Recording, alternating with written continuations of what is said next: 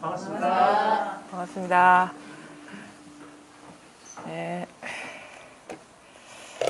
오늘 서장 72회째입니다. 283쪽입니다.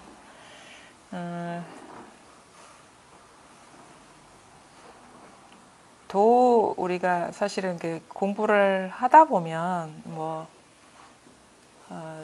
이 소식이 오기 전에는 더 심할 것이고, 근데 이 소식이 오고 나서도 사실은 이 명확하게 이 공부가 도대체 이 공부의 정체가 뭘까? 이게 명확하게 한눈에 들어오지가 않거든요. 그러니까 어떤 식으로 이렇게 스스로 느껴지냐면, 이 자리가 문득 체험하기 전에는 너무 아득한 거예요. 너무 아득해서 우리가 사는 이 우주가 우리가 헤아릴 수 없는 그런 세계잖아요. 사실 분별의 세계가.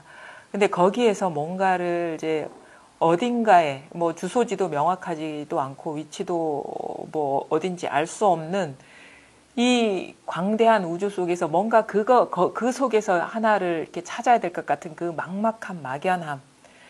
근데 사실 이것만도 그나마 우주 안에서 찾는 일인데, 사실은 이거는 또 초월이라는 얘기를 하잖아요. 깨달음이라는 건 초월이다.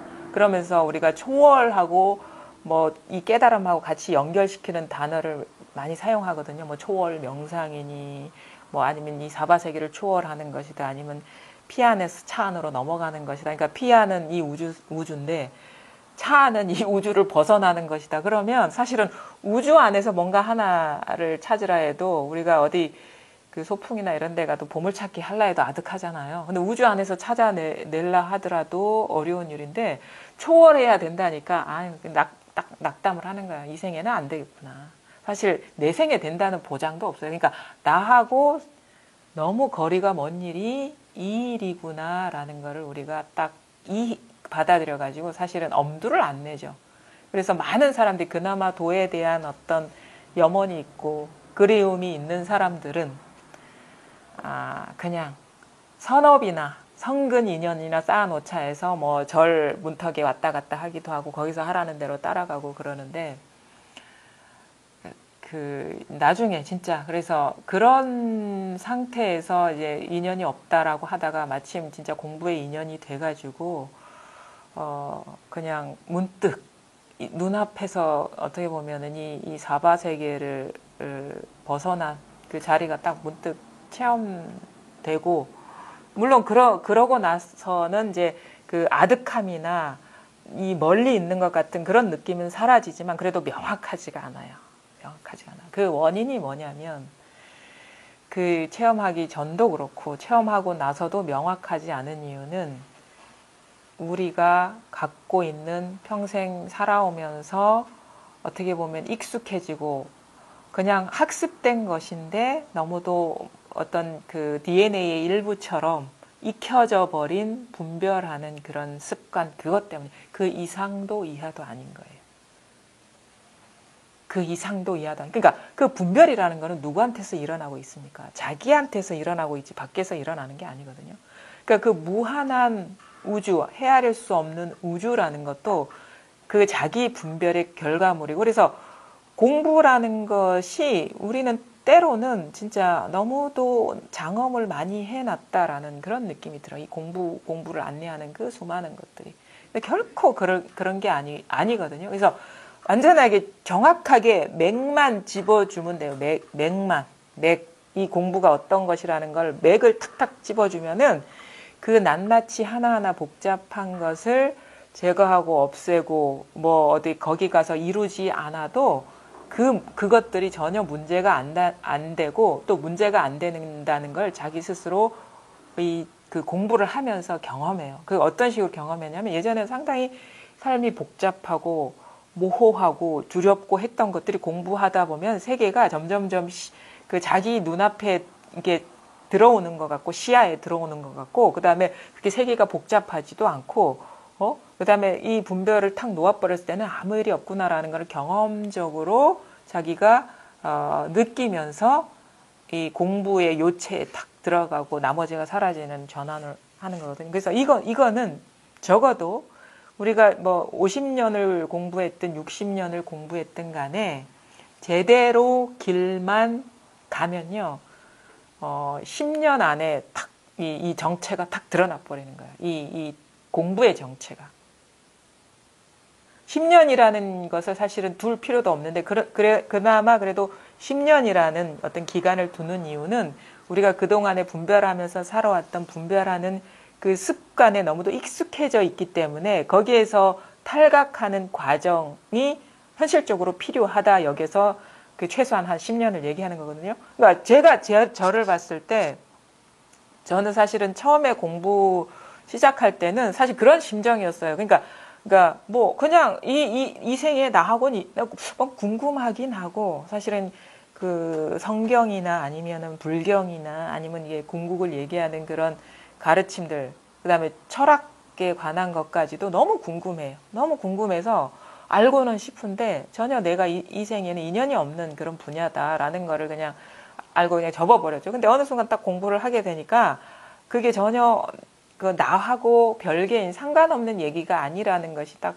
받아들여지면서 그 복잡하고 난해한 언어들이 아주 이렇게 간략화되고 가벼워지고 친근해지고,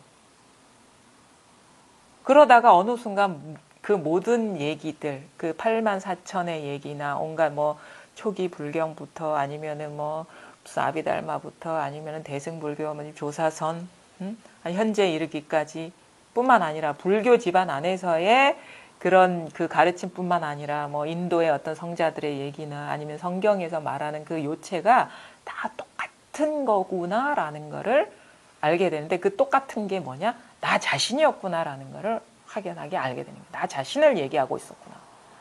그 온갖 종교를 넘나들, 그리고 철학이라는 것도 마찬가지로 그거에 대한 어떤 접근 방법이 달랐을 뿐이지, 그러니까 분별심을 너무 정교하게 이렇게 해가지고 접근했을 뿐이지, 그 요체는 나 자신을 얘기하는 거였구나, 나 자신에 대한 이야기였구나라는 것을 알게 되고, 그 나 자신이라는 것은 어떤 관념이 아니라 그냥 지금 이대로의 이 삶을 얘기했구나라는 것을 이렇게 몸소 깨닫게 되죠.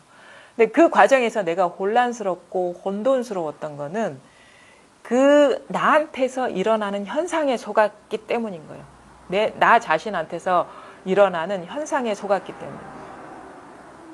그게 그래서 아주 간단해져. 그러니까 불교 그 어떤 교리라는 것도 사실 이해할 만해요. 우리는 불교를 18개라고, 18개가 불교에서 말하는 우주론이거든요. 18개. 우리가 알고 있는 것이 18개라는 거예요. 그러니까 우리가 사는 세상은 18개라는 거예요. 사실 그것을 이해하기도 사실 쉽지가 않아요. 그러니까 아니비설신이, 색성량 미촉법, 그러니까 근과 경과 식, 아니비설신의의 근경식이 이 세 개라는 거. 사실 여러분 많이 읽어보셨을 거예요. 그게 세 개라는 것이 받아들여집니까? 자기 현실입니까? 그건 그거고 내 세계는 따로 있고 이거잖아요. 근데 만약에 그 18개가 내가 사는 우주를 다 담아낸 것이구나라는 거를 단지 그냥 지식이 아니라 진짜 그렇네라고 이 정도로 받아들여진 사람이라면 상당히 삶이 가벼워진 사람이고 복잡하지가 않아요. 근경식, 아니비설 신의의 근경식. 근데 그냥 그거를 잘 보세요. 우리가 사는 세계가 아니비설 신의의 근경식을 벗어난 것인가? 하나도 벗어난 게 없어요. 아니비설 신의의 근경식. 근데 이것조차도 사실은 이 도의 면에서는 복잡한 거예요. 아니비설 18개까지 갈 필요가 없어요.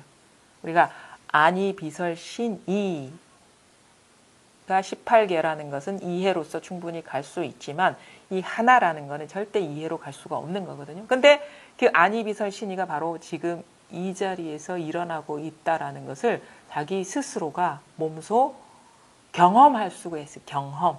그걸 체험이라고 하는데. 그래서 한번 우리가 경험을 해보자고요.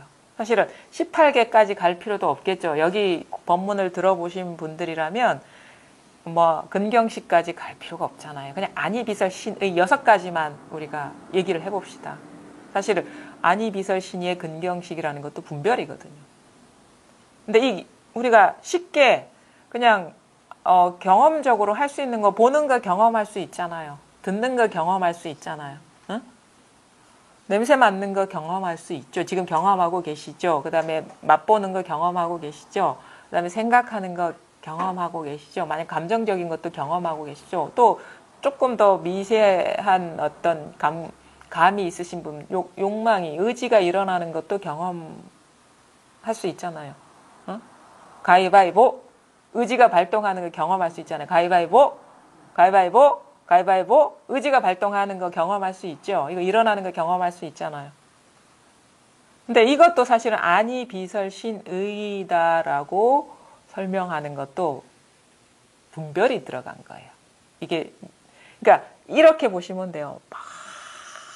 그 온 우주 삼라만상이 18개로 축소될 때까지도 그거 분별의식에서 설명한 건데, 우주 삼라만상은 현실이고 18개는 뭔가 아닌 것 같은 느낌이 사실은 대부분의 사람들은 들죠. 그거는 이론일 뿐이다 이런 식으로.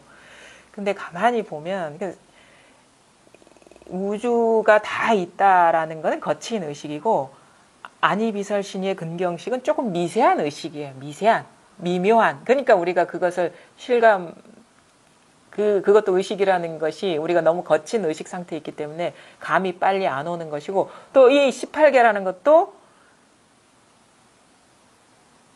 근경식까지 안 가고 안이비설신의 6가지로 딱 축약되는 것도, 그것도 사실은 좀 미세한 의식이에요. 더 미세한 의식. 그러니까 보는 것, 듣는 것, 느끼는 것, 아는 것, 여기에서 분별해야지 보는 대상, 듣는 대상, 아는 대상 이렇게 넘어갈 거 아닙니까? 근데 이것이 더 축소된 거는 그냥 볼 때 보는 주체와 객체와 보는 식이 작동하고 있는 것이고, 그렇죠? 이 분별 의식이, 내가 저 사람을 봤다 그러면은 여기서 이게 분별이, 아는 자, 저 사람 이름 뭐, 대상, 아는 의식 작용, 이게 분별이잖아요. 근데 우리가 너무 이게 익숙하기 때문에 이게 순간적으로 작동하는 거를 눈치를 못 채요. 그래서 이게 미세망념이라 하는 거예요. 미세망념. 미세망념. 그러니까 우리가 이게 지금 종소리가 들린다? 우린 이거 너무도 당연한 사실로 보통을 받아들이잖아요. 근데 이게 미세망념이라는 거예요. 미세망념. 왜? 종소리가 들린다라는 거는 우리가 공부해 보면 이게 미세망념이라는 게 눈에 보이는 사람이라면 공부가 많이 된 사람. 그냥 이 경험 자체에서 종소리가 들린다라는 의식이 분별이 일어나고 있구나라는 게 지금 경험이 되잖아요. 경험이 안 돼. 이게 경험이 안 되는 게 아니라 이런 일이 일어나고 있지 않다는 게 아니라 종소리가 지금 들리고 있구나 할 때, 이 종소리가 들리고 있구나 할 때 미세망념이 일어나는 게 아니라 그냥 한 생각이 일어나는 게 아니라 당연하지, 이 일이 당연한 거지 라고 하는 사람은 이런 미세망념이 일어나는 거를 스스로 모르는 상태인 것이지 이게 당연한 게 아니에요. 그래서 우리는 공부가 처음에는 거친 의식은 잘 이제 눈에 보이지만 이런 식으로 미세하게 작동하는 망념은 잘 못 보죠. 왜냐하면 아직도 자기 마음 상태가 뭔가 추구심으로 막 들떠 있기 때문에. 그래서 이게 무슨 추번뇌, 쇠번뇌 막 이런 식으로 얘기하잖아요. 거친 번뇌, 가는 번뇌. 근데 뭐가 극복하기 어려워요? 미세한 망념을 극복하기가 더 어려워요. 거친 어떤 의식 세계는 금방 눈에 띄는데 미세하게 작동되고 있는 그 분별 망상을 스스로 인지하기가 더 어려워요. 왜냐? 미세하기 때문에. 미세하다는 것은 다른 말로 얘기해서 교묘한 것이기도 해요. 미세하고 교묘하기 때문에 우리가 이거를 잘 인지하지 못하기 때문에 자꾸 속는 거죠.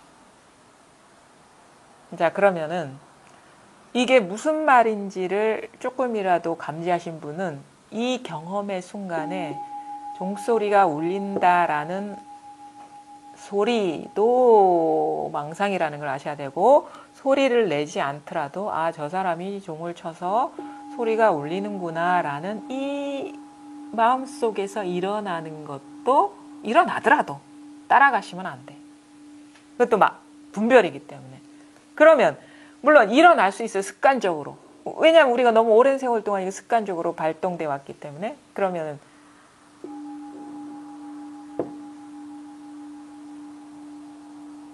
그런 생각이 일어나더라도 그건 망상이니까 따라가지 않고, 만약에 그런 생각도 의미가 없는 것이기 때문에 놓아버릴 수 있다면 잘 일어나지도 않겠죠. 이 상황에서 아무런 판단이나 해석이나 설명이 없을 때. 소리는 이어졌다 끊어졌다 가느다랗게 하지만 이것이 내가 알려는 마음도 없고 들으려는 마음도 없고 잡으려는 마음도 없을 때 마치 눈 뜬 상태에서 죽은 상태란 말이에요. 완전히 멈춰진 거예요. 나의 의지는. 해석이나 알려는 마음, 그러니까 완전히 그 어떤 구하는 마음이 완전히 멈춰진 상태. 그래서 이걸 우리가 이거를 뭐라고 얘기해요? 완전히 죽는다라고 하거든요. 이 공부는 완전히 죽어야지. 뭐가 죽어? 나의 의지나 욕구나 추구나 해석이나 판단하려는 그 분별심이 완전히 죽어야지 분명하게 자각할 수가 있는 거예요. 아무런 이상하지 않나요? 이상한 일이에요. 아무런 들으려는 마음도 없는데 저절로 들려. 저절로 들려. 해석하려는 어떤 생각도 없는데 이상해. 그냥 생각이 일어나. 그냥 그래서 그 모든 것을 저절로 드러내는 것이 누구에게나 다 있단 말이에요. 이게. 근데 우리는 여기서 순식간에 일어난 생각을 믿어버리죠. 아니, 저는 이 종소리에서 아무것도 보이지 않는데요. 뭔가 뭘 알아야 될 것 같고 잡아야 될 것 같은데 잡히지 않는데요. 이건 벌써 어긋난 거예요. 이거 잡는 게 아니에요. 잡으려는 내가 멈춰졌을 때 분명해지는 거예요. 잡으려는 나의 모든, 그러니까 죽어야 된다 이거지.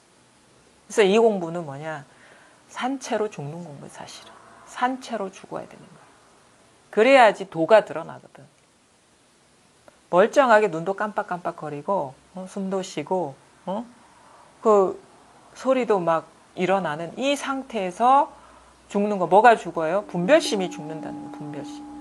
그래서 우리가 보통 산다 죽는다라는 것은 내가 살고 내가 죽는다라는 거는 분별심이 살고 죽는 일이지 도가 살고 죽는 일은 아니에요. 이 진짜 내가 살고 죽는 일은 아니에요. 우리가 산다 죽는다 할 때는 일어난 생각, 그 다음에 그 생각으로 규정된 존재의 죽음, 태어남을 말하는 것이거든요.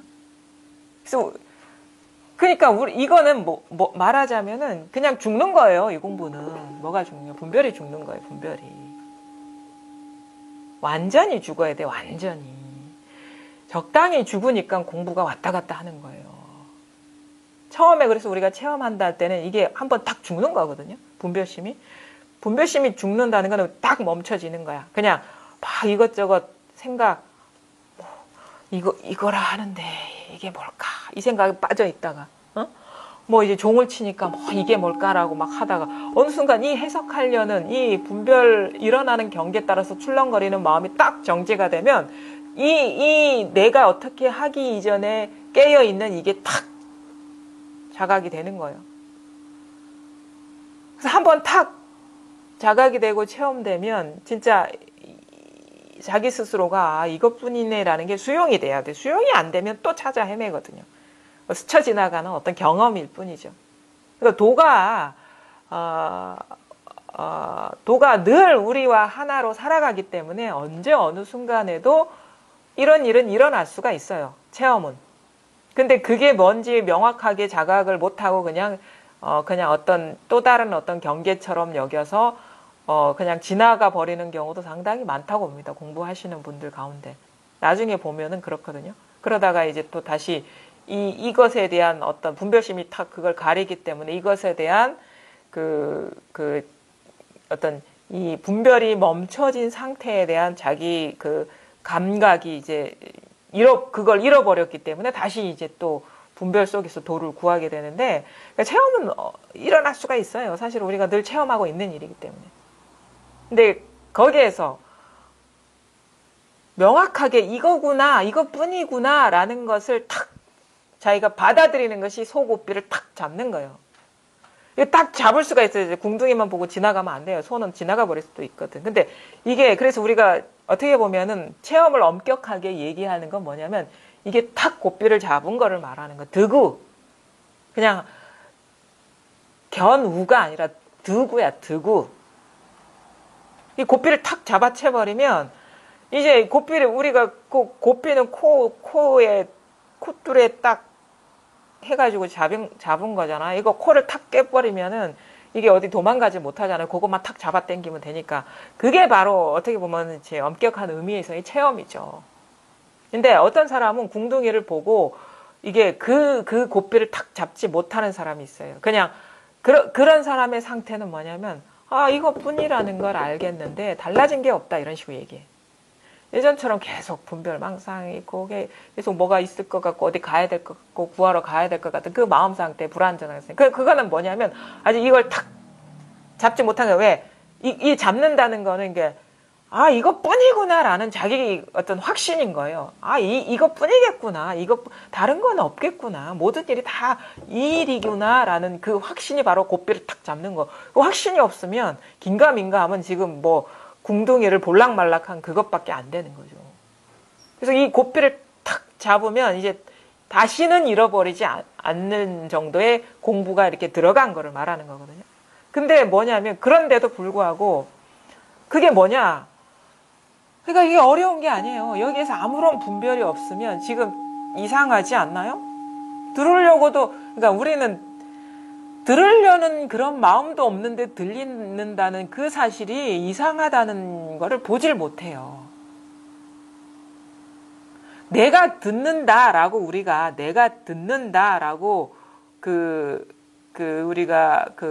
규정을 했을 때, 내가 듣는다라고 규정했을 때 그러면 나가 들으려는 마음이 없으면 들리면 안 돼요. 내가 하는 일이라면. 근데도 들리잖아요. 그러니까 우리가 소음 때문에 막 분쟁이 일어나고 하는 이유가 듣기 싫은데 들리는 거야. 내가 듣는 게 아니라는 얘기거든요. 만약에 내가 듣는 일이라면 듣기 싫으면 들리면 안 돼요. 그러니까 지금 자기 혼돈에 빠지는 거예요. 원래는 내가 듣는 게 아니기 때문에 소음이 들리는 거예요. 근데 우리는 내가 그 상황임에도 불구하고 내가 듣는 게 아님에도 불구하고 내가 2층의 소리를 듣는다라고 이렇게 딱 규정을 그 프레임에 딱 들어가 버리거든요. 아니란 말이에요. 내가 듣는 게 그래서 귀가 듣는 게 아니다라고 막 선사들은 얘기하잖아요. 이 몸뚱이는 시체일 뿐인데 뭐가 듣느냐 이렇게 얘기하잖아요. 이거는 뭐 지수화풍 4대가 어우러진 것인데 뭐가 듣느냐 이거는. 그러니까 그 말은 뭐냐면 이 육체가 듣는 게 아니라는 거예요. 육체가 나라면 내가 듣는 게 아니라는 거예요. 그냥 이것이 드러나고 있는 이 자리. 그러니까 뭐냐? 쉬어지면 내가 들으려는 그 마음이 쉬어지면 쉬어질수록 내가 어떻게 하려는 그 의지가 쉬어지면 쉬어질수록 이것이 명확해지고 내가 듣는 거야. 어떻게 잘 들어야 되겠어. 어떻게 잡아야 되겠어. 이해해야 되겠어. 하면 할수록 더 멀어지는 거라. 왜냐면 그것이 가리기 때문에 시야를. 내려놓으라 하는 게 그거예요. 내가 할 수 있는 거는 내 의지로 할 수 있는 것만 어떻게 조정할 수가 있는 거예요. 그러니까 내려놔라 하는 건 내가 하려는 그걸 내려놔라 이거예요. 그러면 아무것도 없는데 뭐가 없어요. 그러면 내려남에도 불구하고 잘 일어나거든요, 이게.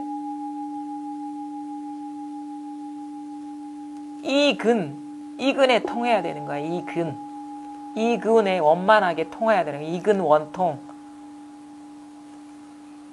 이근이 안근이고, 안근이 비근이고, 비근이 설근이고, 설근이 의근이고. 그는 하나예요. 그는 하나. 이것이 가지로 소리로 드러나고 사물로 드러나고 맛으로 드러나고 냄새로 드러나고 생각으로 드러나고 감정으로 드러나고 있는 근 하나에 정확하게 통하면 이것이 다 하고 있구나라는 게 스스로 분명해지죠. 그래서 어떤 사람은 꽃을 보고 깨달았다. 어떤 사람은 무슨 종소리를 듣고 깨달았다 하는 게 근에 통하면 돼. 어떤 인연으로든. 근에 통하면 되는. 그래서 사람마다 어떻게 보면 예민한 그런 게 있어요. 예민한 게, 근데 많은 사람들이 소리에, 왜냐면은 왜 그런 줄 아세요?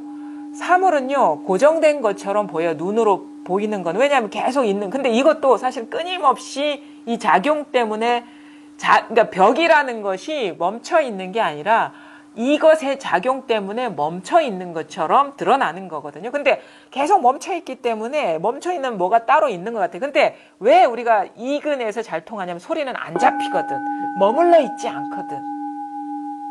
그렇기 때문에 소리에서 잘 우리가 이 근원 자리를 체험하는 경우가 많거든요. 그러면 딱 이 자리가 딱 통하고 나니까 아, 이것이 듣고 있고 이것이 보고 있고 이 자리에서 생각되고 있고 이것에서 아니비설신이가 일어나고 이것에서 18개가 일어나고 이 18개가 내가 경험하는 이 우주 삼라만상이구나라는 것이 분명해지는 거죠. 물론 처음부터 그러진 않아요. 근데 공부를 하다 보면 제대로 통한 사람은 반드시 그렇게 됩니다. 반드시. 안 될 수가 없어요. 진실에 통했기 때문에. 단지 여전히 자기도 모르게 어떤 기질적인 면은 있어요. 되게 남이 말 안 듣는 사람이 있거든요. 바른 소리라도 안 듣는 사람이 있어요. 자기가 넘어져 보고 엎어져 보고 다쳐 보고 나락으로 떨어져 봐야지 내가 의지했던 게 아니구나라는 그것을 알고 그제서야 놓아버리는 둔한 사람이 있어요. 그러니까 그래서 고집, 자기 나름대로 기질적인 면인데, 근데 딱 어떻게 보면은 이쪽 면에서 좀 뭔가 예민한 사람들은 금방금방 이게, 아, 이거 망상이구나 해서 금방금방 놓아버리게 되고 추구하지 않게 되는 사람이 있는가 하면은 너무도 견고하게 어떻게 보면 자기가 갖고 있는 어떤 생각이나 그런 것들을 강하게 믿고 있는 사람들은 쉽게 이게 떨어져 나가지 않죠. 그 차이인 거예요. 근데 진실에 제대로 통하면요, 언젠가는 그게 사상누각이라는 걸 알아요. 자기가 이룩한 이 세계는 다 사상누각이고 분별이고 허망한 것이고 망상이라는 것이. 바로 지금 여러분은 이 육체도 아니고요, 어떤 식의 누구도 아닙니다. 이겁니다. 그냥 여기에서 건립된 사상 누각이에요. 나라는 존재는. 이것만이 진실이에요. 이게 다예요. 그래서 가만히 있으라 하는 거예요. 가만히 있어 보십시오. 덤비지 말고 알려고도 하지 말고 내가 하려는 그 분별심이 한번 죽어야 됩니다. 내려놔라. 따라가지 마라. 알려고 하지 마라. 지키려고 하지 마라. 유지하려고 하지 마라. 잡으려고 하지 마라. 그건 다 내 의지가 들어간 거니까. 잡으려고 하는 것도 의지고, 지키려고 하는 것도 의지고, 알려고 하는 것도 의지고, 보려고 하는 것도 의지고, 들으려고 하는 것도 의지고, 뭐려고 하지 마라. 하려고 하지 마라. 가만히 있으려고 하지 마라. 려고 하지 마라. 다 의도가 들어간 거 다 내려놓으란 말이에요. 그냥 냅둬버리면 분별도 따라가지 않고 다 놔둬버리면 그냥 이 깨어있음이 아무런 어떤 소리로도 사물로도 생각으로도 감정으로도 잡을 수 없지만 그냥 이 깨어있음이 그냥 뭔가 너무도 생생하다 그러면 또 뭐 생생한 뭔가를 잡으려 하지 마십시오. 근데 공부를 하다 보면요, 이런 표현이 안 나올 수가 없어요. 이 분명하다, 어떤 대상을 말하는 건 아니거든요. 왜냐하면 의심할 수 없는 당연한 일이기 때문에. 죽었습니까? 여러분이 듣는 게 아니잖아요. 여러분이 들으면은 듣고 있는 것이라면은 새소리가 들리면 안 되고 지나가는 찻소리가 들리면 안 돼요. 여러분은 거기에 의식이 없잖아요. 거기에 의식이 없음에도 불구하고 내 들음을 방해하는 소음들이 왔다 갔다 하잖아요. 저절로 일어나고 있는데 우리 의식이 취한 데만 포커스가 딱 꽂혀 있는 것일 뿐이야. 선택해가지고. 여러분은 지금 제 얘기를 듣고 있지만 제 얘기만 듣고 있는 게 아니에요. 소음이 다 저절로 일어나고 있어요. 듣기 싫은 소리도. 단지 의식이 여기에 포커스를 조금 더 주의를 줬을 뿐이지. 주의가 여기에 와 있을 뿐이지. 근데 잘 듣고 있어요. 우리가 그런 경험을 많이 하거든요. 막 무슨 고민에 빠져 있어. 어떤 생각이 막 빠져 있다가 불현듯 그 고민의 숲을 사이를 뚫고 어딘가 알 수 없는 데서 막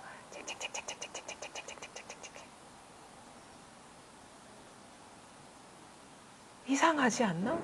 아, 내가 고민을 해도 이 새소리는 계속 울리고 있었구나. 고민을 할 때는 아무 소리도 듣지 못했지만 약간 그 고민거리가 싹 힘을 잃어가면서 착착착착 그제서야 내가 깊은 생각에 빠져 있을 때도 계속 그 새는 멈추지 않고 울고 있었구나. 그럴 때 참 이상한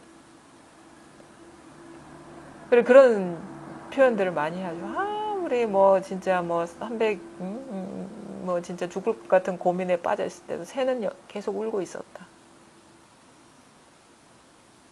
이 깨어 있음에서 일어난 그러니까 이런 거예요. 우리가 어떤 자기가 살아가면서 고민에 빠지는 건 어떤 경계거든요. 한 생각에 빠지고 그 해석한 어떤 일에 빠진 것인데 왜 그 일에 빠져 있습니까? 새소리에 좀 빠져 있을 수는 없어요. 똑같은 경계인데. 픽업을 안 했기 때문이야. 그거를. 픽을 안 했기 때문이에요. 나와 관련된 일을 픽했기 때문이에요. 나와 아주 가까운 일을 픽했기 때문에. 내 몸에 상처를 줄 만한 일에 픽했기 때문에. 나의 주의가 다 몰려 있어요. 여러분들은 우리 보통 사람들은요. 저 사람이 나를 어떻게 볼까 상당히 그걸 의식해서 살아요. 근데요. 전혀 관심 없어요. 그 사람들은. 자기 생각만 하고 있어요. 온갖 주의가 자기한테만. 근데 자기는 저 사람이 나를 이렇게 보면 어떡하지? 이런 식으로 해석하면 어떡하지? 아니에요. 물론 나에 대해서 얘기할 수 있어. 무심하게 지나가는 말로. 그것도 나하고 조금 관련 있는 그런 일만 한마디 하고 지나갈 수 있어요. 근데 지나가면 그 사람은 잊어버려요. 자기 일에 빠져 있거든. 누구나가 그래. 누구나가 다 자기 일에 빠져 있거든요. 그러니까 남들이 나를 어떻게 볼지 어떻게 판단할지 그렇게 심각하게 고민할 필요 없어요. 남들은 내 생각 안 하거든. 지 생각만 하지. 그게 가족이라도 마찬가지입니다. 걱정할 필요 없어요. 남이 나를 어떻게 볼까 걱정할 필요 없어요. 다 지 생각만 하고 있어요. 다 중심이 자기한테 놓여 있는 거예요. 내가 이런 말 하면 저 사람이 어떻게 생각할까? 사실은 우리는 너무도 자기를 사랑을 하는데 진짜 자기를 사랑해야지. 가짜 자기를 사랑하고 육체를 사랑하고 자기라는 어떤 그 형상화된 그 마음으로 형상화된 그 존재를 사랑하는데 그것도 진짜 자기가 아니라는 거예요. 그러니까 사랑하려면 제대로 사랑하라고. 제대로. 진짜 내가 누군지를 알고 그 진짜 나를 사랑해야지 그 내가 덮어놓고 나라고 여기는 것이 진짜 나인지를 어떻게 알겠습니까? 이건 내가 아닙니다. 진짜 나는 종소리와 떨어져 있지 않아요. 진짜 나는 이 죽비와 떨어져 있지 않아요. 죽비와. 진짜 나는 물론 나 육체와 떨어져 있지 않지만 진짜 나는 형광등과 떨어져 있지 않습니다. 전체가 내 마음 하나입니다. 전체가 내 마음 하나예요. 그러면 전체가 이 마음 하나인데 눈에 보이는 거는 제각각인데 어떻게 전체가 나 하나인지를 몸소 체험할 수 있겠습니까? 우리가 경계 따라간다는 거는 모양만 따라가는 거예요. 모양 따라가는 거예요. 모양 따라 경계 우리가 경계 따라가지 말라 할 때 왜 경계 따라가지 말라고 하는 거냐면 경계를 따라간다라고 하는 것은 모양을 따라갈 수밖에 없어요. 우리 어떤 경계를 따라가는 걸 모양만 따라갈 수밖에 없어요. 부분만 따라갈 수 있어요. 그 경계 따라간다는 속성이 그런 거예요. 왜냐하면 전체가 나면은 사실 따라갈 필요가 없는 거거든요. 그렇죠? 전체가 나면은 그냥 나 자신이 나인 것이지 뭔가를 통해서 나를 확인할 필요가 없는 거예요. 전체가 나면 그냥 앉은 자리가 나라는 거라. 그럼 여기서 명확해지는 것이지 경계를 따라가면은 벌써 나랑 벌어지는 거라. 그러니까 어떤 부분에만 따라가는. 그래서 경계 따라가지 말라는 거예요. 가만히 있는 나 자신이 이것과 하나이기 때문에 그때 체험이 온다는 거예요. 그래서 경계 따라가지 말라는 거예요. 따라가기 이전, 전체가 하나라면 따라가기 이전에 이미 이것이거든요. 근데 왜 따라갑니까? 그리고 따라간다는 것 자체는 분별된 것만 따라갈 수 있어요. 왜? 우리는 이거 하나도 분리된 적이 없기 때문에 진짜 전체성은 따라갈 수가 없어요. 그러니까 가만히 있으라 하는 거예요. 따라가지 말고 가만히 있어, 가만히 있어. 가만히 있으면 이게 깨어있단 말이에요. 이게 깨어있다고. 이게 깨어있다고. 그제서야 따라가도 이거고 따라가지 않아도 이거라는 게 명확해지는 거예요. 안 따라갔을 때. 근데 따라갔을 때는 이게 항상 둘인 거예요. 주객으로 분리가 돼버리는 거예요.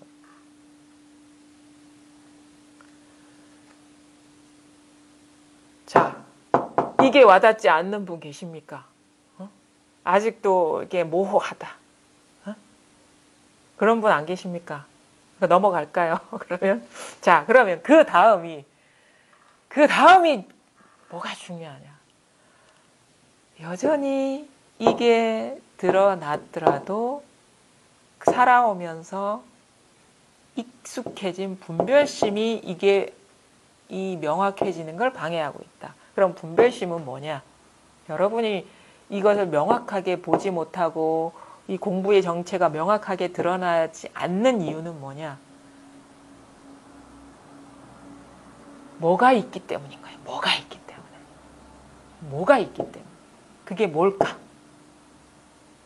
처음에는 이게 드러나고 나서도 사실 세속적인 어떤 그 가치들 있죠. 우리가 생각하는 세속적인 아주 거친 욕망의 대상부터 시작해서 그렇죠? 재정적인 것, 권력적인 것, 명성, 그 다음에 사람과 사람 사이의 애정, 그 다음에 소유. 이거 사실 우리가 세속적인 거거든요. 이것도 사실은 쉽게 떨어져 나가지 않습니다.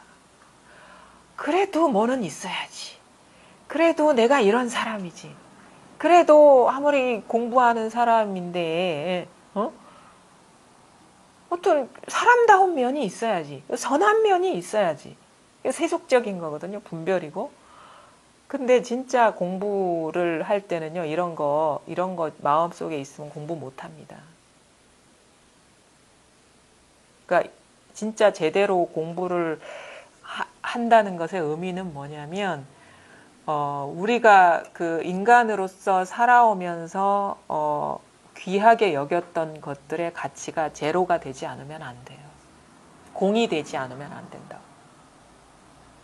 그러면 현실적으로 가족이니 아니면은 무슨 여러 가지 그 돈이니 권력이니 명성이니 이런 것들이 그래도 그 정도는 있어야지 하는 게 있으면 안 된다는 거예요.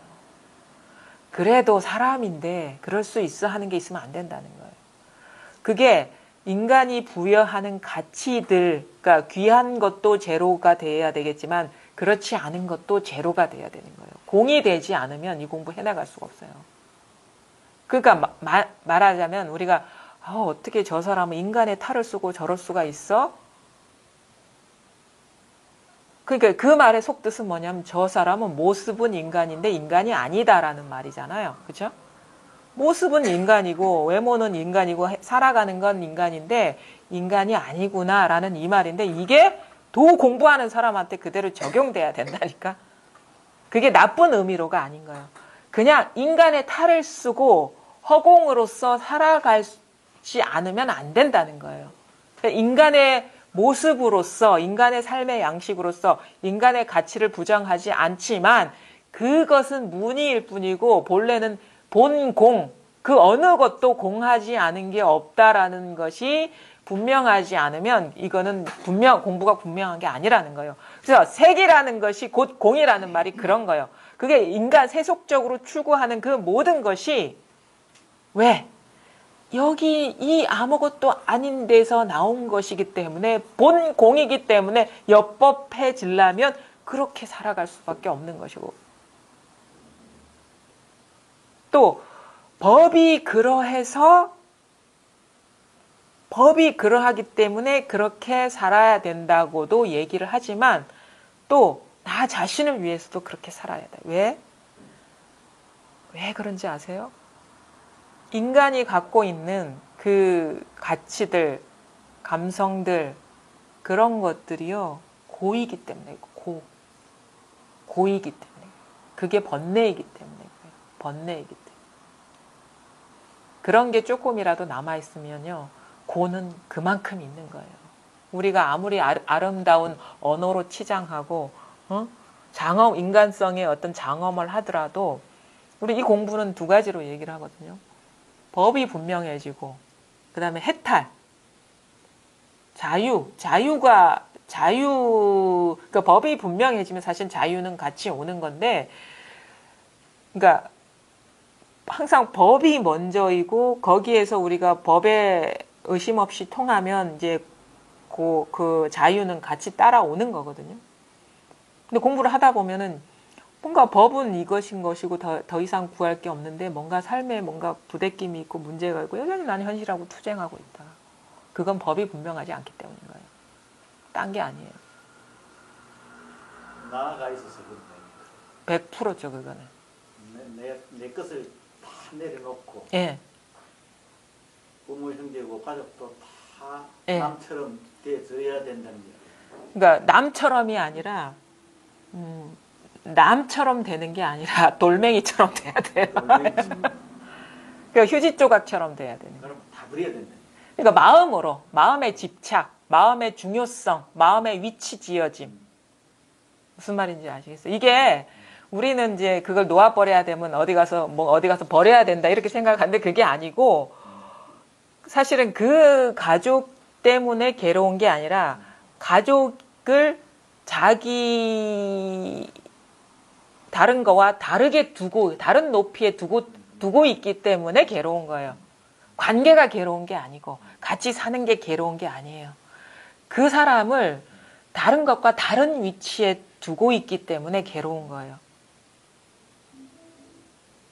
내 것이라고 지금 여기고 있던 거를 그걸 다 버리기 전에는 그 놓치기 힘들잖아요. 그래서 저도 사실은 이게 헷갈렸거든요. 과연 이제 뭔가 내려놓는다, 버린다는 의미가 뭔가. 그거는 이제 그 공부를 하다 보니까 그 버린다는 의미의 뜻을 좀 알겠더라고. 뭐 그냥 우리가 버린다라는 거는 우리는 보통 버린다 그러면은 진짜 뭐 어디 가서 버리는 것처럼 여겨지는데 그게 아니고 그 모든 그 마음에 이게 두고 있던 그런 것들을 따로 두고 있었다는 사실. 따로 두고 있었다는 그 사실 때문에 우리가 법이 원만하지가 않았고, 그래서 똑같이 보는 거예요. 똑같이 보면 우리는 이렇게 또 생각하거든요. 만약에 산이 있는데 이거 길을 내야 돼. 왜냐하면 산이 이렇게 울퉁불퉁하기 때문에 차가 못 다니겠어. 그래서 우리가 평등해진다라는 개념을 어떻게 보냐면 거기다가 아스팔트를 쫙 같은 높이로 내는 거를 평등하게 보는 거거든요. 그러면은 이 사람 이거는 요것보다 키가 크니까 쑥 잘라서 이 중간에 놓고 요건 좀 덧붙여서 이 중간에 그래서 이런 식의 평등함을 얘기하는데 그게 아니에요. 그거는 모양의 평등함이고 이 우리가 얘기하는 법의 평등함이라는 건 법성의 평등함. 그러니까 높은 놈이나 낮은 놈이나 한 놈이라는 본질적으로 본질이 하나라는 거. 응? 그 평등함이 구현되는 게 법의 평등성이거든요. 그럼 뭐냐면 지금 우리가 맺고 있는 사회적인 관계나 중요성이나 위치나 이런 걸 하나도 버리지 않아요. 하나도 버리지 않아요. 키 큰 놈은 키 크고 낮은 놈은 낮고 좋은 놈은 좋고 싫은 놈은 싫고 사랑하는 놈은 사랑하고 미워하는 놈은 미워하는데 그게 모양만 그렇다는 거를 알고 본질적으로 하나라는 것이 이렇게 오는 거예요. 그러니까 크고 작은 대로 평등하다는 거. 이거는 우리가 분별로는 도저히 안 되는 일이거든요. 근데 모든 것이 이 하나로 돌아와 버리면, 예외가 없어져 버리면 그렇게 자동으로 돼요. 자동으로. 근데 아직도 뭔가 따로 있기 때문에 이 자리로 낙처가 이게 아니기 때문에 그렇게 자꾸 문제가 생기고 뭔가 따로 있는 듯한 느낌이 드는 거예요. 그러니까 이 모든 대상이나 어떤 그 나를 포함한 모든 남이나 세계가 다 이 하나로 돌아와 버리면 돼요. 그러면 생긴 그대로 평등하구나라는 것을 알게 되죠. 그럼 어떻게 합니까? 생긴 그대로 평등한 삶이 어떨까? 궁금하죠. 자식은 자식 그만큼 사랑해요. 남편은 남편 그만큼 사랑해요. 미운 사람도 미워요. 좋은 사람은 좋아요. 근데 뒤가 없어요. 그뿐이에요. 그뿐. 어떻게 보면 좀 지저분하지가 않아. 그 감정이 지저분하지가 않아. 깔끔한 감정이 깔끔하다는 거 여러분 아십니까? 희노애락 자체가 깔끔해지는 거예요. 그냥 뒤가 없어요. 왜냐하면 그때뿐이니까. 그때뿐. 그 모양이 드러날 때 그때뿐. 감정의 모양, 생각의 모양, 존재의 모양이 드러날 때 그때뿐이지 그것에 알맹이가 없다라는, 실체가 없다라는 것이 분명해지는 거거든요. 그러니까 뿐이라고 얘기하는 게 그거예요. 그러니까 뿐이라는 거는 그 순간 인연이 그래서 그것일 뿐이지 그게 영원하지도 않고 한결같지도 않다라는 거예요. 그러니까 이거는 설명할 수가 없어요. 사실 경험해봐야 알 일이거든요. 이걸 어떻게 경험하느냐? 이게 탁 자각이 되고 예외가 사라져 버려야 돼요. 예외가. 나머지가 없어져 버려야 돼요. 그럼 어떻게, 이게 분별심이, 그래서 그걸 우리가 분별심을 조복시킨다 하거든요. 따로 두는 그런 마음이 항복돼야 된다. 그러니까 그 분별되는 그 대상이 이 법 아래에 법의 신하가 돼버리면 되고, 법의 부림을 받아버리면 되거든요. 이 법왕의 자식이 돼버리면 돼요. 그럼 어떻게 법왕의 자식이 되느냐? 여러분, 지금 만약에 마음속에 담고 있는 것, 혹시 이 법은 뭐 이것이라는 거는 이제 뭐 거부감이 없는데 그래도 하는 게 있습니까? 그래도 하는 거. 예를 들면 예. 내 자식한테 예. 내가 보는 눈앞에서 예. 누가 다른 사람이 칼을 들고 와서 찔렀다. 예. 그럴 때 내 마음은 어떤 마음인가요? 어떤 마음이 들 것 같습니까? 지금? 지금까지 살아온 대로 같으면 죽이면 되죠, 그럼. 그러니까 그게 아직 원만하지가 않다라는 거죠. 그 감정을, 그러니까 우리 사실은 지금, 마침 그 얘기가 이제 그 대스님의 그 얘기에도 나오거든요. 그 얘기가 이제 나오는데 아마 오늘은 시간이 좀 안 될 것 같고, 다음 주에는 이 왕래한이라는 사람이 5째 아드님이 병들어 죽었어요. 그거를 이제 대선사한테 그 아픈 마음을 이렇게 얘기하는 부분인데 오늘은 안 될 것 같아요. 근데 어쨌든 간에, 그러니까 이게 우리가 이제 그 불이법이 어떤 것이라는 것이 명확해져야 되는 것인데, 예를 들어가지고, 이런 비유도 좀 자주 했던 것 같아요. 저의 입장에서 이렇게 얘기를 한다. 만약에 우리 그 유선이가 있단 말입니다. 유선이가 있는데 애들이 와가지고 막 괴롭히는 거야. 내가 보기에는 이거 말도 안 되는 이유로 무시하고 막 그러는 거야. 그러면 제 마음이 어떻겠습니까? 당연하죠. 이 감정을 억제하지가 않아요. 근데 화가 나고 이게 옳지 않은 것이기 때문에 제지하겠죠. 사람을 괴롭히는 건 아니다. 제지하고 화나죠. 옳지 않다고 하는 것도 분별심 아니에요? 분별인데 분별이 아닌 거예요. 그게 말하자면. 그러니까 그러니까 우리가 이 사회적으로 이 성립된 질서를 하나도 무시하지 않아요. 그죠? 학대하는 건 나쁜 짓이잖아요. 학대하는 건 나쁜 짓이잖아요. 그럼 학대하지 마라. 따돌리지 마라. 얘기하고 그거에 응분의 조치를 취하라고 선생님한테 전화하지. 저도 전화 많이 해봤습니다. 선생님. 그래서 학교 갔다 왔는데 갑자기 뭐 어떤 이상한 얘기도 들리고 뭐 그러는 거라 그래서 애들한테 괴롭힘을 당하는 것 같아가지고 선생님한테 연락하죠. 이런 일이 있었다는 게 맞습니까? 그리고 선생님이 부랴부랴 조사해보니까 맞는 거라. 그러면 응분의 조치를 취해야 됩니다. 라고 저는 얘기를 하죠. 그때 뭐 저라고 해서 분노를 안 느끼겠습니까? 화가 안 나겠습니까? 하는데 시종일관 알죠. 그냥 이 일이 하나의 일이라는 걸 알죠. 근데 인연따라 행하죠. 왜냐하면 여기서 스톱시키지 않으면 또 똑같은 일을 당하기 때문에 그거를 막으려고 하죠. 그렇다고 해서 나의 행위가 100% 유선이한테 좋은 쪽으로 올 거라고는 그런 것도 없죠. 근데 단지 지금 인연의 최선인 거예요, 이게. 그래서 저는 이렇게 얘기하고 싶어요. 이 공부가 원만해지면 그 어느 때보다도 순간순간 최선을 다하는 삶을 살 것이다. 자식에게도 최선을 다하고 가족에게도 최선을 다하고 사회적으로도 최선을 다하고 왜냐하면은 그것이 나한테는 유일한 내 인생에 한 번밖에 오지 않는 경험일 뿐더러 그것이 바로 진리이기 때문에 그 욕하는 것이 진리이기 때문에 그 제지하는 것이 진리이기 때문에 심지어 애들이 유선이를 괴롭히는 것이 진리이기 때문에 그게 진리라고 해서 나 외면하지 않아요.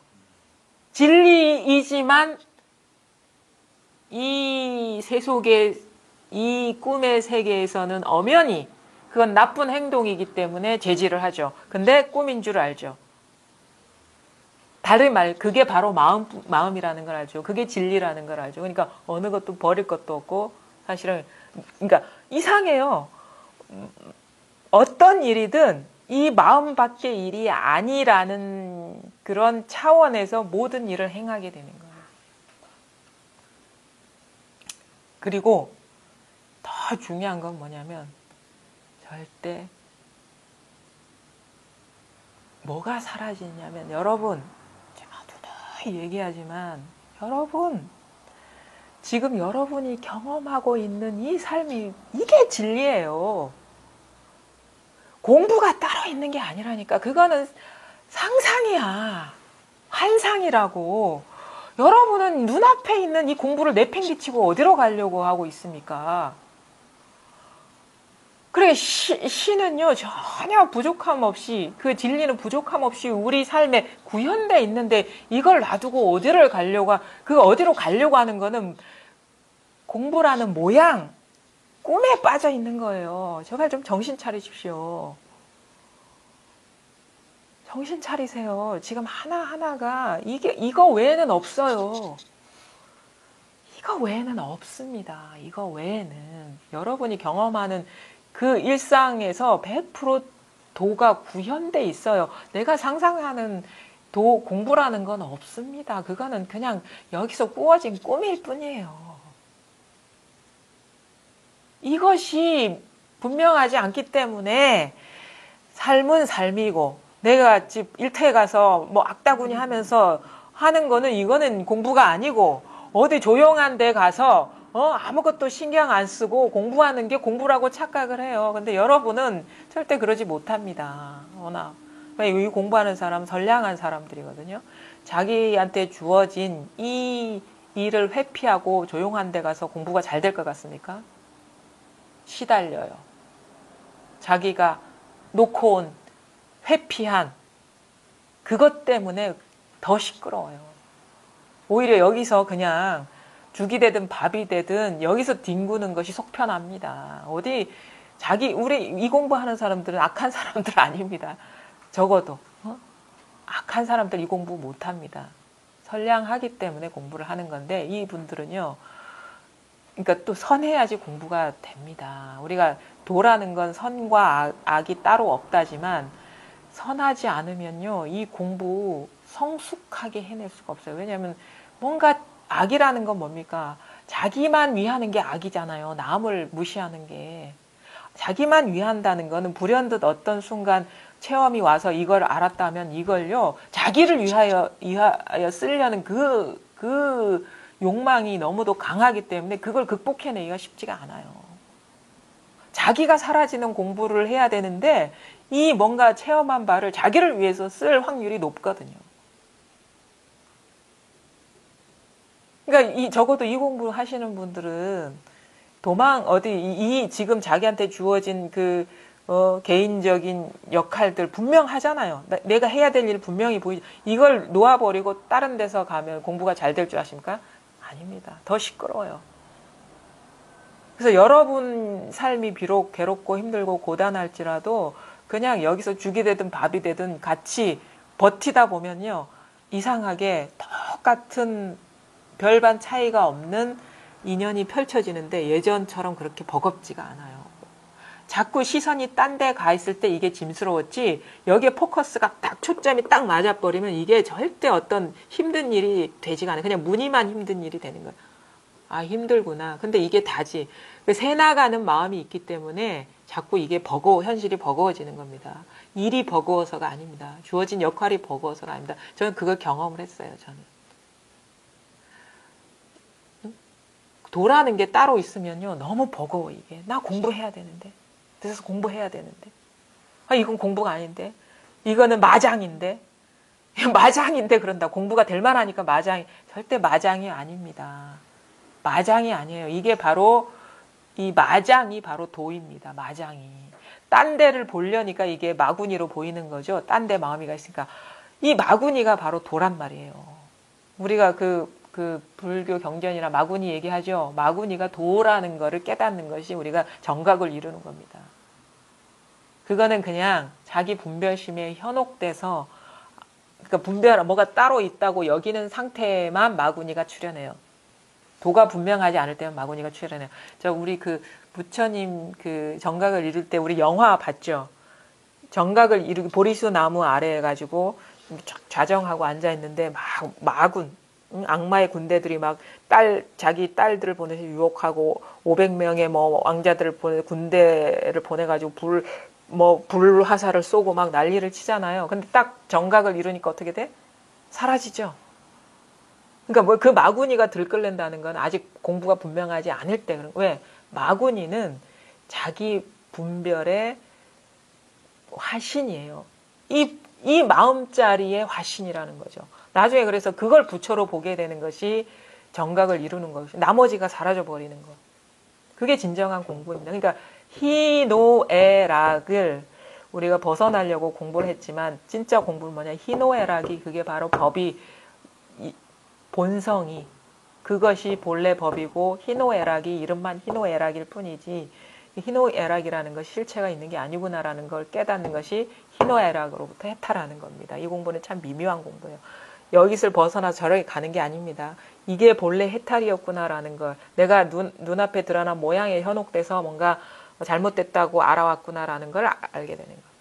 그게 뭡니까? 다 이쪽으로 이거 하나로 돌아오면 됩니다. 아직 안 돌아왔기 때문에 공부 시간 따로 있고 일하는 시간 따로 있는 거예요. 이게 아직 다 안 돌아왔기 때문에, 공부가 분명하지 않기 때문에. 그런 사람은 분명히 뭔가 공부라는 게 있고 그것을 하려는 마음이 있어요. 추구심이 남아있고 또 어떤 상태를 지키려는 마음이 있어요. 분별심이라는 건 두 가지 형태로 발현돼요. 밖으로 추구하거나 안으로 지키거나.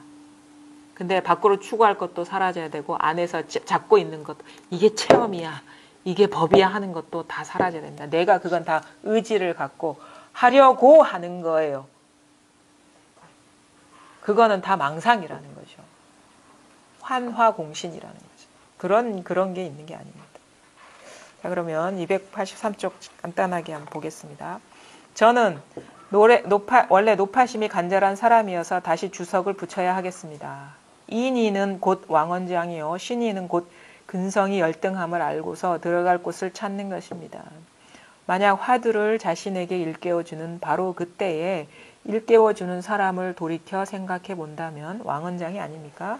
여기에 이르면 털끝만한 틈도 용납하지 않습니다. 만약 우두커니 생각하면서 꼼짝 않고 있다면 그림자에 속습니다. 부디 영리하게 주의하시고 결코 소홀히 하지 마십시오. 자, 앞에 앙산하고 어떤 스님의 대화에서 앙산 스님이 이랬죠. 당신은 어디 사람입니까? 유주 사람입니다. 그러니까 그대는 그곳을 생각하는가? 늘 생각합니다. 그곳의 누대와 정원에 사람들과 말들이 가득 늘어서 있다. 이제 그대가 돌이켜 생각한다면 생각 속에도 그런 여러 가지 것들이 있는가? 여러분 어디서 오셨어요? 대구에서 왔습니다. 대구 집 생각나세요? 네.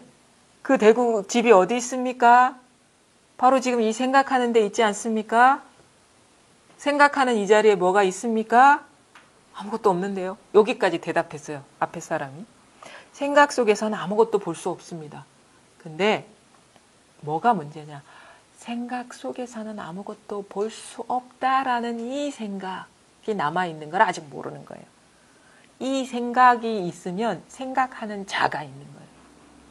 근데 진짜 여기서 이렇게 해도 소식이 올 수 있거든요. 근데 말문이 탁 사라지는 거예요. 뭐 어떻게 설명할 수 없는 일이 그냥 탁 하는 거지. 이걸 말할 수 없는 거예요.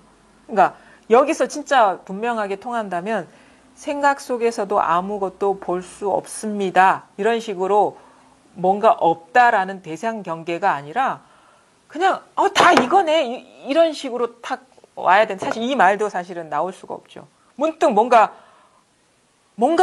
보긴 봤는데 뭔가 말할 수 없는 일이 탁 있는 거예요. 그 순간 어리벙벙해서 뭐가 뭔지 모르죠. 근데 지나 보면 이게 서서히 이것이 자각되는데, 그러니까 이 상태를 말하는 거죠. 저는 원래 노파심이 간절한 사람이어서 다시 주석을 붙여야겠습니다. 앞에 걸 설명하자면 인이는 곧 왕원장, 인이는 바로 이 자리인데 신이는 곧 근성이 열등함을 알고서 들어갈 곳을 찾는 것입니다. 그러니까 신이는 아직도 아르마리에 떨어져 있는 것이고 분별에 떨어져 있는 그 상태지 진짜 왕원장, 진짜 나는 아니라는 거죠.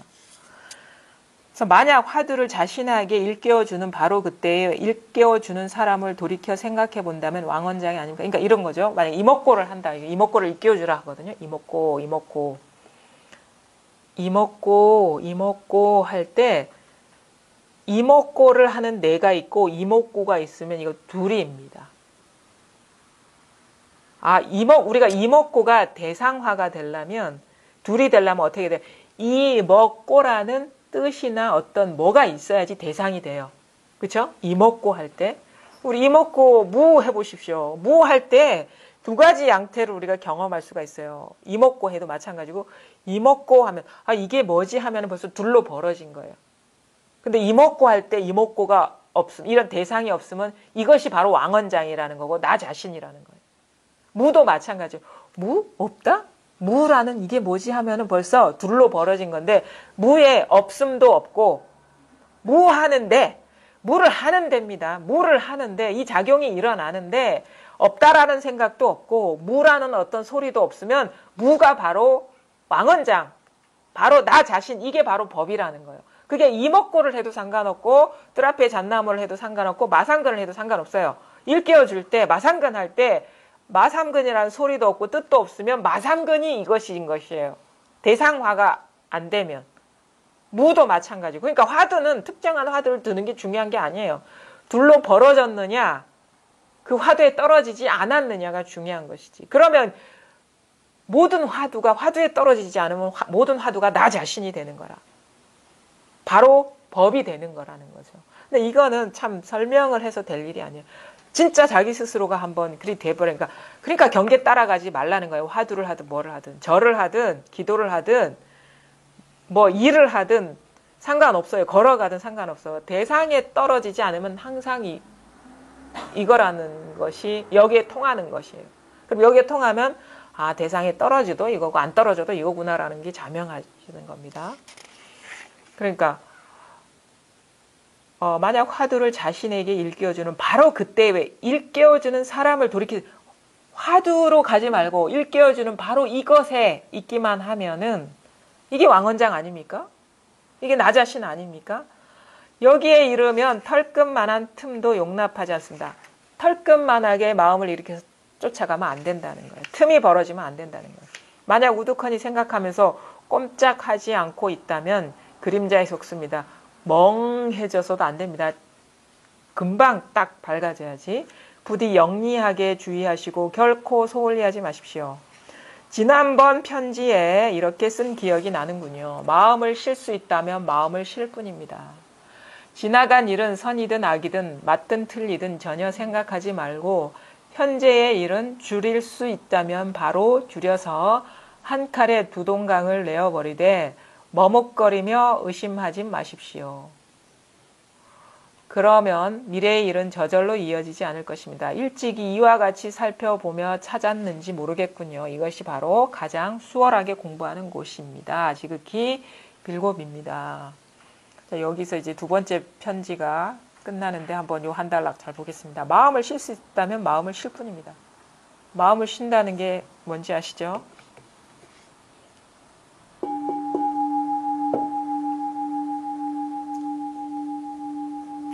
그냥 있는 거예요. 그냥 여기에 있는, 이게 마음을 쉬는 겁니다. 아무런 해석도 없고 판단도 없이 그냥 어디에도 주의가 머물지 않고, 주의가 그럼 어디로 가야 됩니까? 갈 데가 없어요. 그냥 그 자리에 있으십시오. 주의가 주위에 있으면 돼요. 대상에 가지 않고. 마음이 그냥 마음에 있으면 돼요. 그 자리에 있으면 이것이 쉬는 겁니다. 그러니까 여러분도 일상생활 하다가 막 시달리고 뭐 할 때 여기 가만히 있어 보십시오. 괴로우면 그 괴로움의 대상에 떨어지지 말고 그냥 거기에 있어 보십시오. 진짜 아무 일이 없어요. 떨어지면은요, 경계에 떨어지면 너무너무 괴로워요. 너무너무 괴로워요. 캄캄해요. 근데 그 일어나는 거기에 딱 있으면요, 여기만 모든 것이 비껴가요. 왜? 여기는 어떠한 것도 영향을 끼칠 수가 없거든요. 그러면서 순간적으로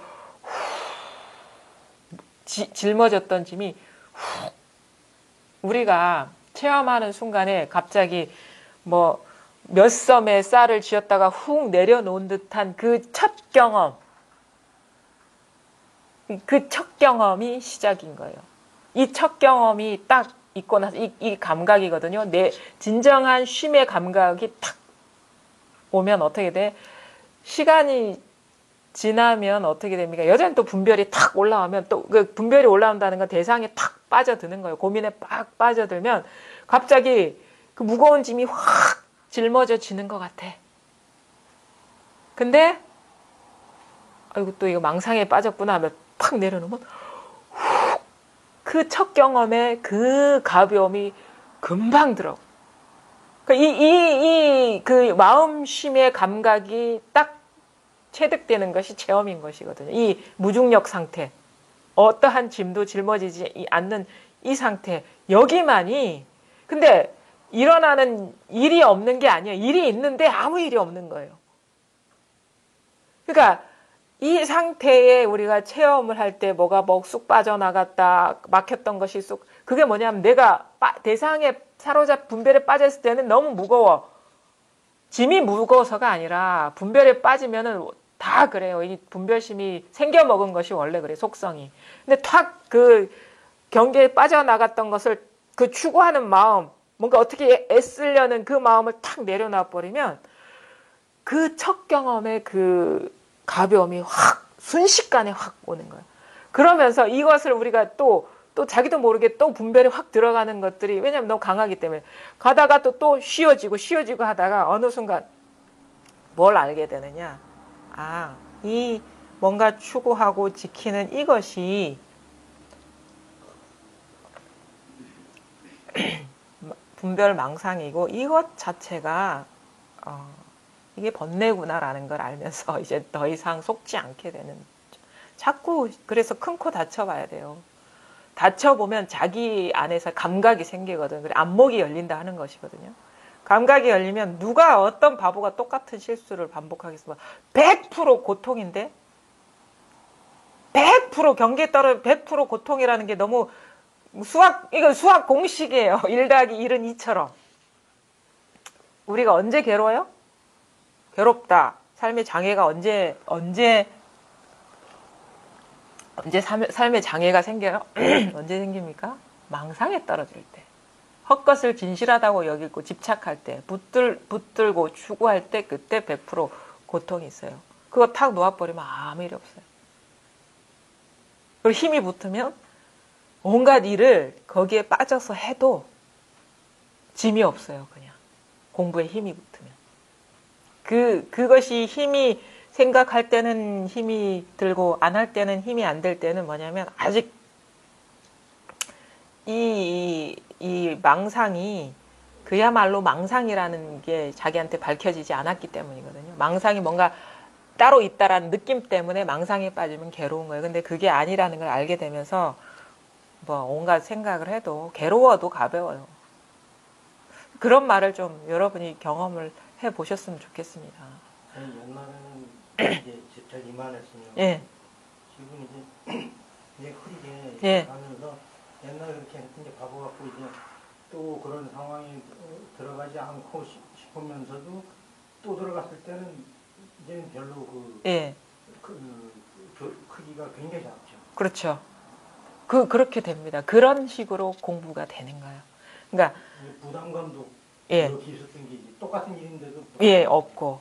그게 이제 우리가 공부가 힘을 얻어가는 것이고, 그것이, 그러니까 비슷하거나 똑같은 일의 실체감이 점점 이제 사라지고 있다라는 거거든요. 그게 이제 힘이 붙고 있다라는 것이고, 이제 밝아지고 있다라는 거거든요.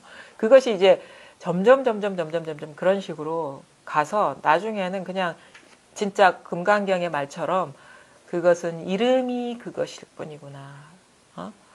뭐 괴로움은 이름이 괴로움일 뿐이고, 우리가 이름이 그렇다는 건 아무런 그 실체감이 없다라는 거잖아요. 그런 식으로 점점 이 그 색의 실체감이 사라진 그 자리에 색이 즉 공이라는 그 가벼움, 홀가분함이 탁 있죠. 그러니까 그래서 장애가 없어진다, 걸림이 없다라고 하는 게 그거거든요. 일을 안 해서 걸림이 없는 게 아니에요. 예전보다 더 성실하게 활발하게 하고, 사실은 그러니까 어떻게 보면은 예전에는 제 일 처리하기도 바빠가지고 헐떡거리는데 요즘은 막 전화도 오고 문의도 하고 남이 일까지도 이렇게 얘기해 주는 거 보면 그래도 공부가 되긴 됐구나. 예전에 자기 일 처리하는데도 피똥 쌌잖아요, 그렇죠? 그게 이제 힘이 붙는다라는 거죠. 그래서 이제 공부가 힘을 얻으면 얻을수록 여러 사람들의 이렇게 고통을 치유해 줄 수 있는 것이고, 우리 모두는 그런 그 가능성이 있는 것이고 능력이 있어요. 근데 아직 그 인연이 무르익지 않았기 때문에 그게 아직 자기 문제에서도 버거운 것이거든요. 근데 점점 이제 그게 이제 가벼워지면서 이제는 주변도 보게 되고 그분들의 어떤 그 괴로움도 잘 이해하게 되기 때문에, 이거는 이제 그거와 같은 거, 연금술사와 같은 거, 연금을 계속 이 잘못된 패턴에 대해서 봐가면서 이게 거기에서 단련해 가는 거죠. 보이면 거기에 맞게 우리가 단련해 갈 수가 있거든요. 단련이라는 것도 사실은 참 오해의 소지가 있는데 뭐가 있어서 막 두드려 패고 그런 게 아니에요. 그냥 마음이 이상하게 그렇게 돼가. 근데 그러니까 마에스터나 연금술사, 도제 수업이라 하는 거는 오랜 시간이 걸린다라는 거잖아요. 시간이 걸리는 일이죠. 하루아침에 짠 하고 100% 순금이 나오진 않아요. 왜냐하면 우리가 습관적인 그 티끌들이 막 묻어 있으니까 그것이 떨어져 나가면서 이제 순도가 100%가 되는 거죠. 그래서 이 법성이 100%가 돼버리면 됩니다. 있는 그대로에서. 지나간 일은 선이든 악이든 맞든 틀리든 전혀 생각하지 말고, 이 말은 뭐냐, 선도 악도 망상이다 이겁니다. 현재 일은 줄일 수 있으면 바로 줄여서 한 칼에 두 동강을 내어 버리되 머뭇거리며 의심하지 마십시오. 사실 현재의 문제가 없으면 우리가 미래를 두려워하지 않아요. 사실 현실의 문제 때문에 미래에 어떻게 해야지 이 생각이 발동하는 거거든요. 그러니까 현실의 그 문제가 줄어들면 줄어들수록 미래에 대한 두려움이나 생각도 잘 안 일어나고, 일어난다고 하더라도 그것이 이제 그냥 한 생각임을 바르게 보게 됩니다.